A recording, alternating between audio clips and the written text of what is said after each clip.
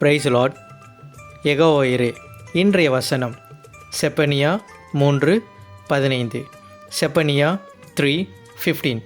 கர்த்தர் உன் ஆக்கினைகளை அகற்றி உன் சத்துருக்களை விலக்கினார்.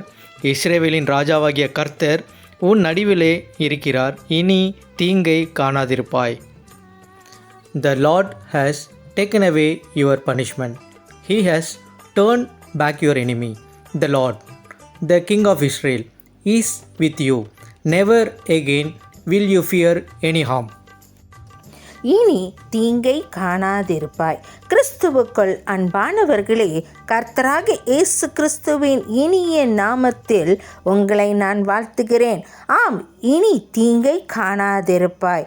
இனி தீங்கை காணாதிருக்க நாம் என்ன செய்ய வேண்டும்? செப்பனியா 3:14-15 வசனத்தை பார்க்கும்போது தீர்க்கதரிசி நமக்கு 3 காரியங்களை சுட்டி காட்டுகிறார்.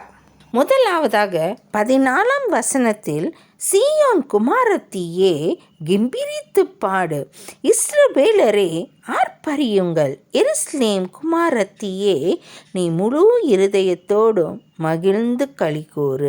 இரண்டாவதாக 15 வசனத்தின் தொடக்கத்தில், கர்த்தர் உன் ஆக்கினைகளை அகற்றி உன் சத்துருக்களை விலக்கினார். மூன்றாவதாக 15 வசனத்தில், இஸ்ரவேலின் ராஜாவாகிய கர்த்தர் உன் நடுவிலே இருக்கிறார் எனவும் பார்க்கிறோம். இந்த 3 காரியங்களும் நமக்குள் உண்டு என்றால் நிச்சயமாக இந்த வாக்குத்தத்தம் நம்மில் நிறைவேறும். ஆமேன்.